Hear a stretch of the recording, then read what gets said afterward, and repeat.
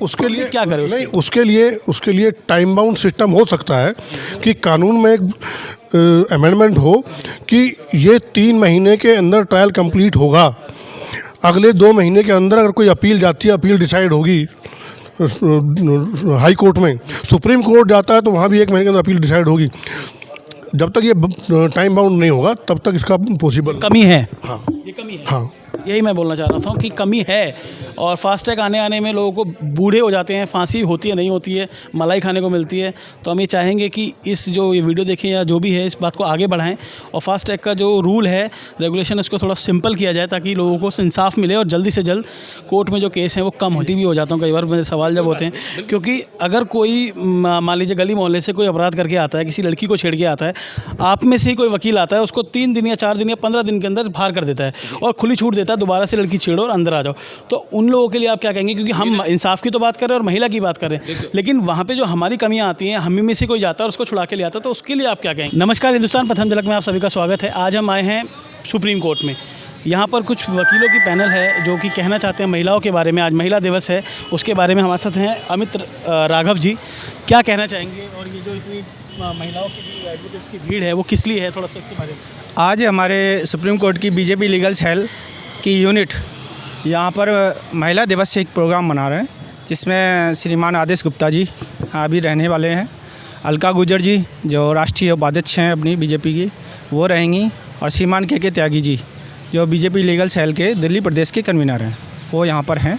तो उन सब की उपस्थिति में आज महिला दिवस कार्यक्रम बन रहा है और सभी बहनें, सभी माताएं यहाँ पर आई हुई हैं। और जो दिल्ली सरकार की तरफ से पिंक बार खोले गए हैं, आपको पता भी होगा था, शराब को लेकर भी काफ़ी चीज़ें हैं, तो पिंक बार स्पेशली फॉर मतलब लेडी के लिए खोला गया है। उसके बारे में अभी खुले नहीं है क्योंकि आंदोलन काफ़ी ज़ोरों पर है, खुल नहीं पाए हैं। तो उसके बारे में क्या है, ये नीति क्या कहलाती है, आगे क्या इसके परिणाम हो सकते हैं, अच्छे होंगे या बुरे होंगे, वो आप इसके बहुत बुरे परिणाम होंगे।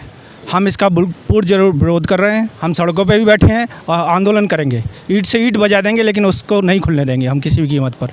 वकीलों की बहुत एक भीड़ लगी हुई है और महिला शक्ति के लिए हमेशा देखा जाता है कि कोई ना कोई विवादित रहता है। हर साल कुछ ना कुछ ऐसे मुद्दे रहते हैं जो बहुत ज़्यादा पीक पे जाते हैं और उसके बाद फिर वो डाउन हो जाते हैं, नया मुद्दा हर साल आ जाता है एक। तो महिला सशक्तिकरण को लेकर सरकार की क्या नीति सही है इस वक्त अभी तक जो चल रही है, या इसमें कुछ बदलाव की ज़रूरत है आपके साथ? देखो, महिला को सशक्तिकरण की ज़रूरत ही नहीं है, महिला पहले से ही सशक्त है। अब मैं आपको एक मंत्र बोलता हूँ, या देवी सर्वभूतेषु लक्ष्मी रूपेण संस्थिता नमस्तस्यै नमस्तस्यै नमस्तस्यै नमो नमः।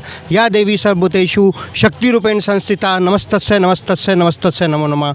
तो हम महिला को देवी के रूप में पहली पूजा करते हैं, माँ के रूप में उनसे आशीर्वाद प्राप्त करते हैं, बहन के रूप में मैं राखी बंधवाते हैं हम सब, पत्नी के रूप से हमें प्यार मिलता है। तो महिलाओं की तो हम पहले से ही इज्जत करते हैं। Alka ji, other dignitaries on the dais, off the dais, my dear friends. इसका टोटल ऑर्गेनाइजेशन, टोटल ऑपरेशन महिलाओं के द्वारा होना चाहिए। ये जो प्रोग्राम हुआ था उसकी समाप्ति हो गई है, उसमें कुछ हमारे साथ लोग हैं, उनसे बात करेंगे। सर, ये प्रोग्राम किस नज़रिए से रखा गया था, क्या इसका उद्देश्य था और इससे क्या भविष्य में होने वाला है परिवर्तन, जिसके कारण?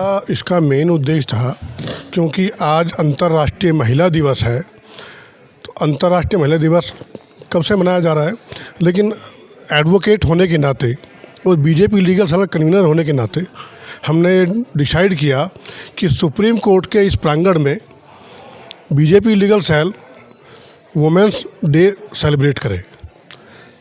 और सेलिब्रेशन के पीछे था कि एटलीस्ट हम ये मैसेज दें कि एडवोकेट बरादरी जो है सुप्रीम कोर्ट के प्रांगण से महिला सशक्तिकरण की बात कर रहे हैं। महिलाओं को सम्मान मिले, समाज में इज्जत मिले, इसके लिए आवाज़ यहाँ से उठे। अभी आपने देखा होगा इस कार्यक्रम में, इस पूरे हमने ये भी तय किया कि इस कार्यक्रम को पूरा ऑपरेट महिलाओं के द्वारा हो। इसलिए हमने अपने जो लीगल सेल के पदाधिकारी महिला थी, इस कार्यक्रम की पूरी बागडोर उनके हाथों में दी और वो मंच संचालन से लेके स्वागत की कड़ी तक और मुख्य अतिथि तक वो हमने महिलाओं को रखा। हम केवल सहायक की भूमिका में रहे। हम ये मैसेज देना चाहते हैं कि सुप्रीम कोर्ट में या डिफरेंट डिस्ट्रिक्ट कोर्ट्स में, हाई कोर्ट में प्रैक्टिस करने वाले एडवोकेट महिलाओं का कितना सम्मान करते हैं और कितना उनकी अग्रणी भूमिका चाहते हैं, और उसके लिए ये कार्यक्रम किया गया था।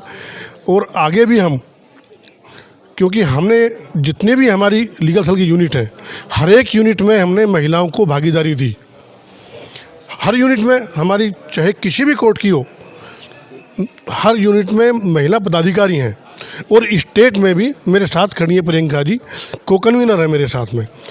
और इसी तरह 30 जारी में हमारी बहन कुसुमलता जी हैं। इसी तरह साकेत में पूजा जी हैं, विनीता जी 30 जारी से हैं। मेरा कहना यह है कि महिलाओं को सम्मान हम देंगे तभी समाज आगे बढ़ेगा, सम्मान बढ़ेगा। आज के कार्यक्रम के बाद महिला शक्ति को लेकर या महिला सशक्तिकरण को लेकर या उत्पीड़न को लेकर ये सेल आगे क्या करेगा? आज के बाद, आज से कौन सा ऐसा काम होगा जो हमें रोड पर दिखाई देना शुरू हो जाएगा, या मतलब हमें एक फेस आउट दिखेगा रोड पर? हमारी किसी भी बहन के साथ कोई ऐसी अप्रिय घटना होगी, कोई अपराध होगा, तो बीजेपी लीगल सेल के उसमें आएगा। अगर हम उसका फ्री मुकदमा लड़ेंगे, बिल्कुल फ्री ऑफ कॉस्ट, ये तय किया हमने। ये सीधा सुप्रीम कोर्ट में तो नहीं होगा, लेकिन आएगा तो लोअर कोर्ट से ही, तो सारा यहाँ तक हमारी यूनिट है। लोअर कोर्ट में भी है, हाई कोर्ट में भी है, सुप्रीम कोर्ट में भी है। हम ट्रायल कोर्ट से लेकर अपीलेट कोर्ट तक हमारा सिस्टम बना हुआ है।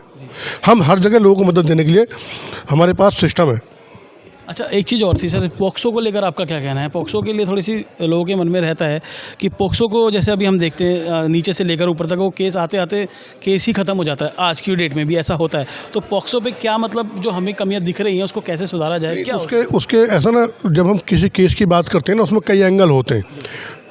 फर्स्ट एंगल होता है इन्वेस्टिगेशन, जो पुलिस को करना है। जब पुलिस वहाँ से प्रॉपर इन्वेस्टिगेशन करेगी, अच्छी एविडेंस कलेक्ट करेगी, तो उसके बाद उसकी चार्जशीट आती है। जब फिर ट्रायल शुरू होता है, हालांकि हमारी सरकार ने पोक्सो की स्पेशल कोर्ट फॉर्म की हुई हैं, वो केवल पोक्सो के केस चलते हैं। लेकिन किसी भी केस को प्रूव करने के लिए एविडेंस की ज़रूरत होती है, और एविडेंस का कलेक्शन पुलिस के लेवल पे होता है। लेकिन कोई चीज़ ऐसी होती है बिल्कुल सामने आ जाती है, ठीक है, उसको फास्ट ट्रैक में नहीं चलाना चाहिए। जैसे हम लोगों की डिमांड भी रहती है, हम लोग बोलते भी हैं और मीडिया में भी हम कई बार करते हैं कि फास्ट ट्रैक क्या है। भारत में जो फास्ट ट्रैक का हम कई बार नाम सुनते हैं, वो कब आता है और किस डिमांड पर आता है, क्या करना चाहिए? जो कोई भी केस जब सामने वीडियो आ गई है, मतलब या कोई गलत हो रहा है, उत्पीड़न हो रहा है किसी महिला के साथ या किसी के साथ भी, उसको फास्ट ट्रैक लाने में क्या मतलब इतनी देर क्यों होती है? 8-8 10 साल लग जाते हैं। और जैसे आपने देखा होगा अभी ये जो केस हुआ था, बस वाला कांड हुआ था, कांग्रेस के टाइम पर हुआ था, जो भी होता बहुत कुछ हुआ, निर्भया वाला, इसमें भी इतना समय लग गया। उनको अच्छे खासा खूब खिलाया पिलाया, मशीन तक बांटी गई, आपने देखा होगा, सब कुछ हुआ। बच्चा मतलब 17 साल का है तो वो मतलब बालिग नहीं है, जबकि सबसे ज़्यादा घिनौना काम उसी लड़के ने किया था। उसके बाद दिल्ली सरकार के मुख्यमंत्री उसको मशीन देकर आए थे, आपको सबको पता है। लेकिन ऐसा अगर हमें दिखता है और साफ साफ केस होता है, उनमें हम क्या करें? नहीं, उसके लिए क्या करें? नहीं, उसके लिए टाइम बाउंड सिस्टम हो सकता है कि कानून में एक अमेंडमेंट हो कि ये 3 महीने के अंदर ट्रायल कंप्लीट होगा। अगले 2 महीने के अंदर अगर कोई अपील जाती है, अपील डिसाइड होगी हाई कोर्ट में, सुप्रीम कोर्ट जाता है तो वहाँ भी 1 महीने के अंदर अपील डिसाइड होगी। जब तक ये टाइम बाउंड नहीं होगा तब तक इसका पॉसिबल कमी है। हाँ, ये कमी है। हाँ, यही मैं बोलना चाह रहा था कि कमी है। और फास्ट ट्रैक आने में लोगों को बूढ़े हो जाते हैं, फांसी होती है नहीं होती है, मलाई खाने को मिलती है। तो हम ये चाहेंगे कि इस जो ये वीडियो देखें या जो भी है, इस बात को आगे बढ़ाएं और फास्ट ट्रैक का जो रूल है, रेगुलेशन, इसको थोड़ा सिंपल किया जाए ताकि लोगों को इंसाफ मिले और जल्दी से जल्द कोर्ट में जो केस हैं वो कम हो जाए। बराबर में आ रही है। और एक यही संदेश देना चाहूँगी कि सब लोगों को इसे एक दिन के लिए सेलिब्रेट नहीं करना चाहिए। इस सम्मान को, इस सशक्तिकरण को अगर सही मायने में नारी के लिए खड़ा करना है तो हर दिन इस सम्मान को दें, उसको प्यार दें, उसको स्नेह दें, उसको बराबर का मौका दें।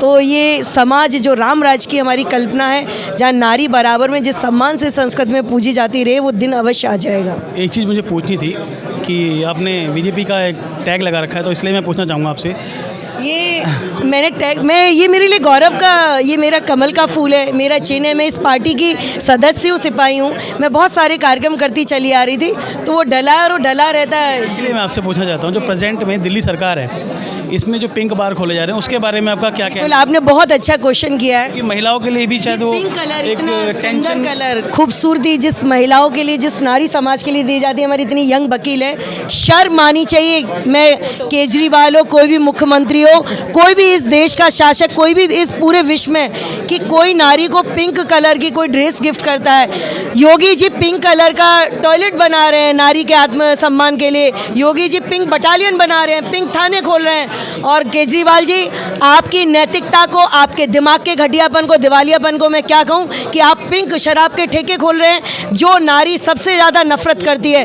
उस नारी का सबसे ज़्यादा पतन इस मदिरा से होता है। वो एक ही दुआ मांगती है कि मेरा पति ड्रिंक ना करता हो, और आप नारी के लिए पिंक ये ठेके खोलेंगे। मुझे लगता है पुरजोर तरीके से ना केवल मेरी नारी, ये सारे पुरुष, ये पूरा वकील समाज इसका विरोध करेगा। पूरा वकील समाज ही नहीं, इस भारत का, दिल्ली का एक एक जन बच्चा तक विरोध करेगा कि इससे बुरा निर्णय किसी सरकार के दिमागी दिवालियेपन में आया ही नहीं होगा। केजरीवाल का क्या पता महिलाओं को सम्मान देने का या बराबरी लाने का एक तरीका तो नहीं है क्या पंजाब? आप अभी आप देख सकते हैं, क्योंकि नशे का विरोध करने, मैं आपको वही एक मैं बता रहा हूँ, पंजाब में अभी कल या परसों में डिक्लेयर हो जाएगा, ठीक है, लेकिन पंजाब में सरकार बनती दिख रही है इसी नीति के, कोई फर्क नहीं पड़ा। तो उसके लिए केजरीवाल जी एक्चुअली इतने ज़्यादा सत्ता में पागल हो गए, तुष्टीकरण की नीति अपनाते वो भूल गए हैं कि हमारे धर्म या हमारे समाज में, देश में कोई भी इस तरह के घटियापन को, इस घटिया सलाह को, इस घटिया क्रियान्वयन को पसंद नहीं करेगा।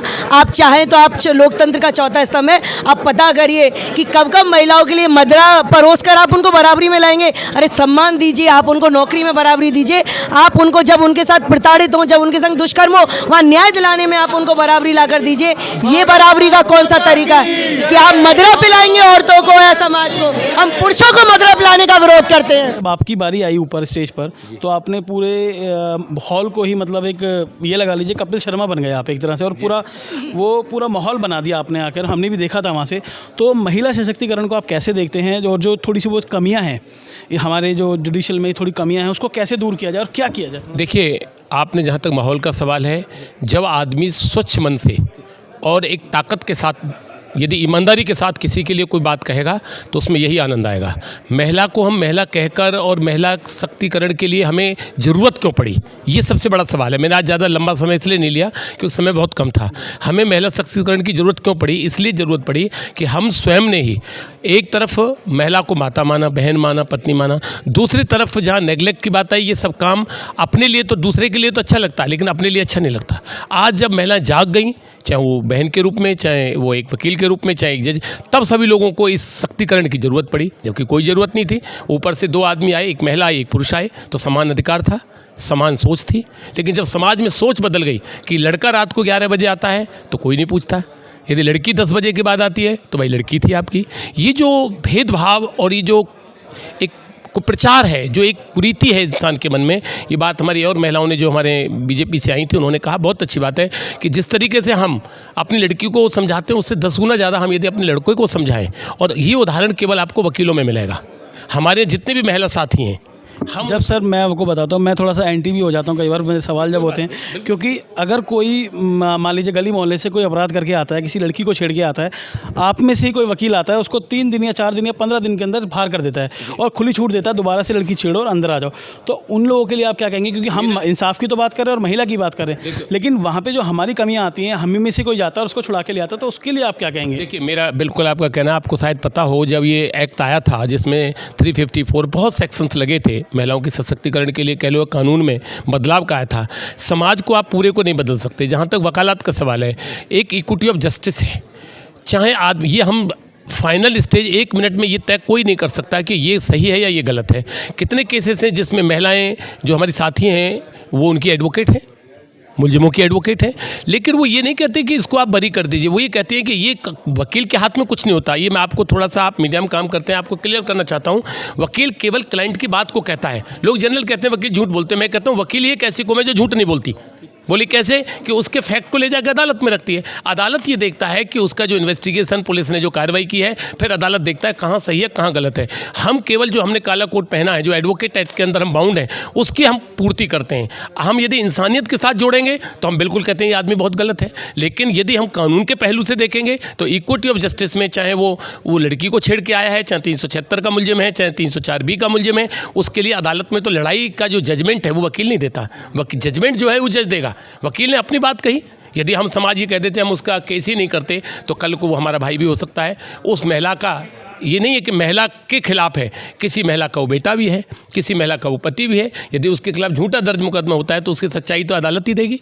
तो ये कहना कि ये वकील खड़े हो जाते हैं, वकील, लेकिन जिन केसों में साफ साफ दिखाई देता है उन केसों में भी आप लोग उसको बचा के ले जाते हैं। नहीं, बचा के, ये आपका बिल्कुल मैं नहीं मानूंगा। बचा के वकील कोई नहीं ले जाता। वकील केवल अपनी बात अदालत तक कहता है, अदालत बरी करती है, अदालत ही सजा करती है। निर्भया केस के अंदर आपने देखा होगा वकीलों ने बहिष्कार किया, लेकिन कुछ वकील ऐसे थे हमारे साथी, उन्होंने उसका मुकदमा सुप्रीम कोर्ट तक लास्ट डे तक उनको फांसी की सजा से बचाने की कोशिश की। तो कुछ पहलू ये कहते हैं कि यार सही किया, कुछ कहते हैं कि उनको नहीं करना चाहिए था।